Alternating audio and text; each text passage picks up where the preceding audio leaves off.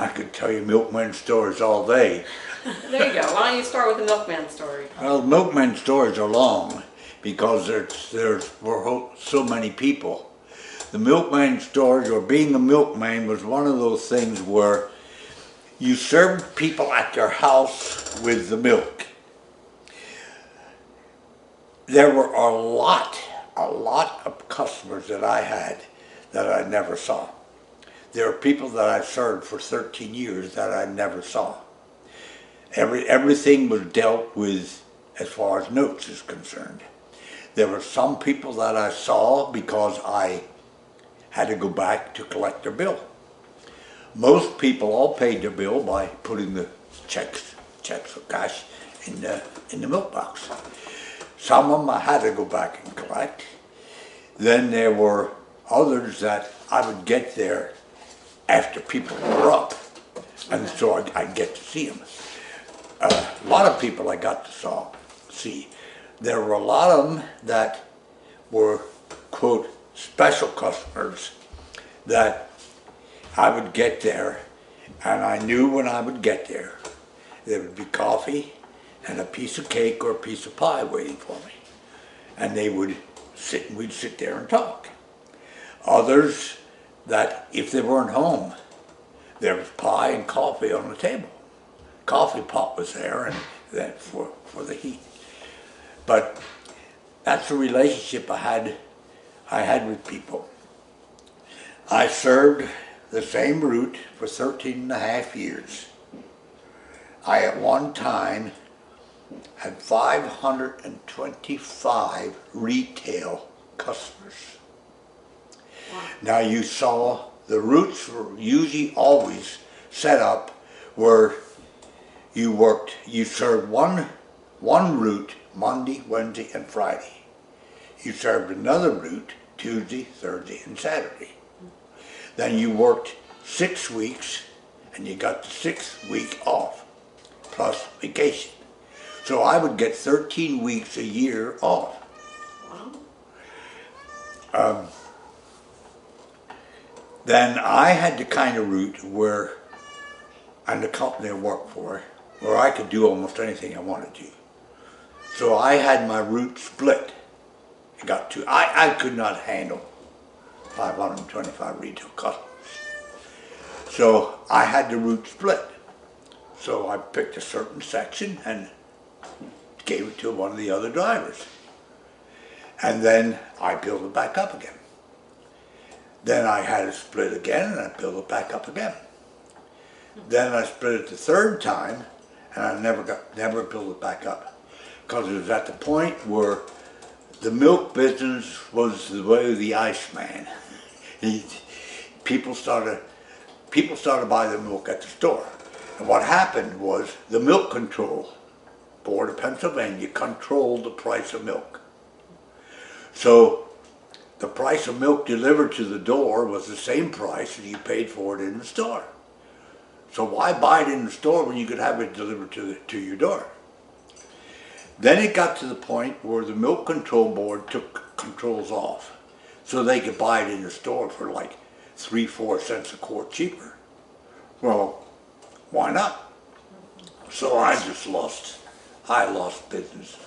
And that's eventually what really pushed me to quit it, but because I was losing money all the time. So it got to the point where the way at Spruce Lake, the job at Spruce Lake opened up, and it was just a good time for me to leave, and so that's when I left. And what year was that? 79. So you were delivering milk up till 79? Yeah. What dairy was it? The first dairy I worked for was Abbott's. Now that's a long story behind that. There was a dairy in Bethlehem called Suncrest Farms. It was owned by 3 older gentlemen. You could not buy a job at Suncrest Farms. Nobody left. It was such a good place to work for. I tried, I don't know how many times, well, like when I was driving truck or something like that, I would go to get a job. I could never get a job. So I went down there one time and I was back from driving truck. I went, applied for a job, and I got a job. And I discovered later that the three gentlemen who owned it were of retirement age and they had no one to pass it on to. So they sold the dairy and they sold it to Abbott's of Philadelphia, which was a massive, massive dairy. Suncrest Farms, when I left there, and that was before that, they had 55 retail routes. Bethlehem, Allentown, Easton, that whole area. They had 55 retail routes, 13 wholesale routes, and I don't know how many ice cream routes. Strictly ice cream. They delivered ice cream.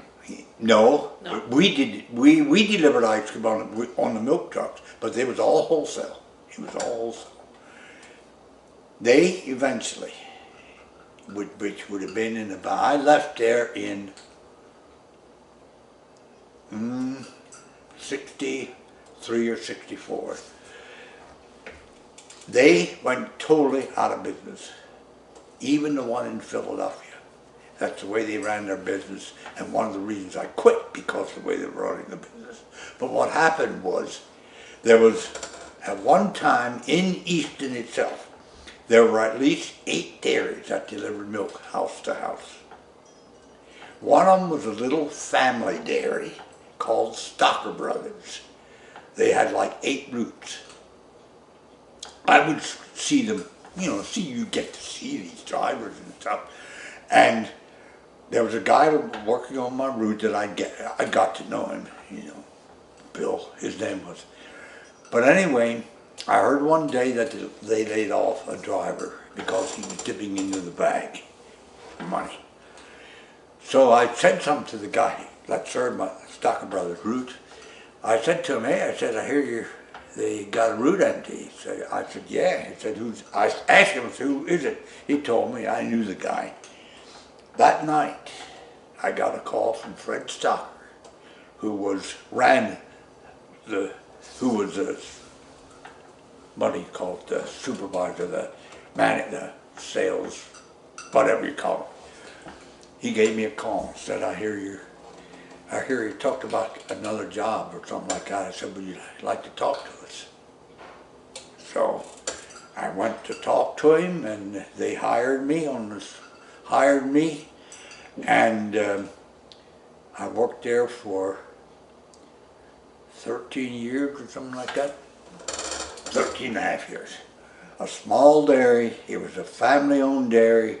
Mom and Pop Stocker lived next door.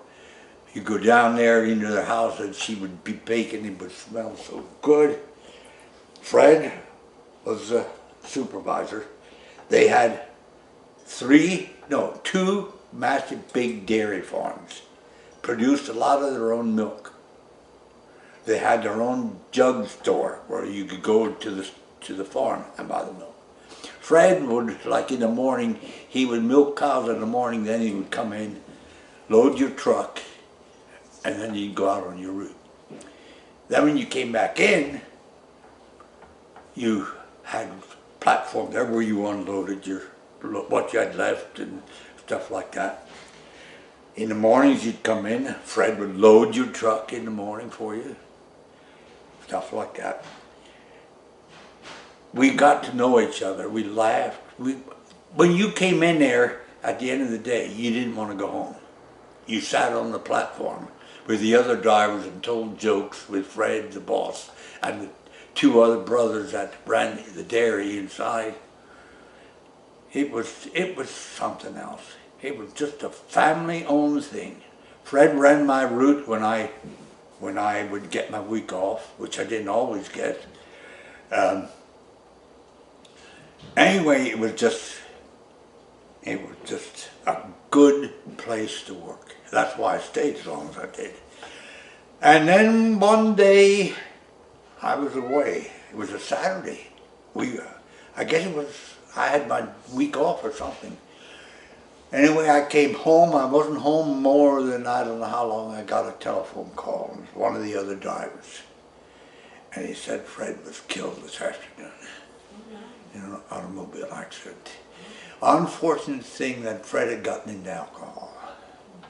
And he had an accident while he was apparently was drunk. Well, that just about blew the dairy apart because Fred was the dairy.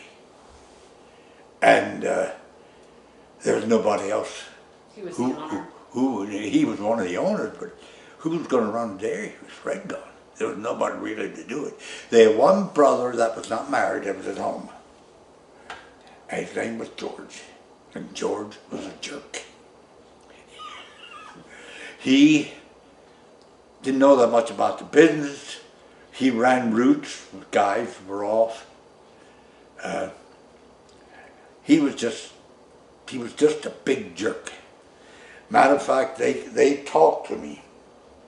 Soon after Fred was killed, they talked to me and said, we don't know what to do to run a dairy. He said, we thought about you, but we don't know what to do. So they left George to it. And George ran it down.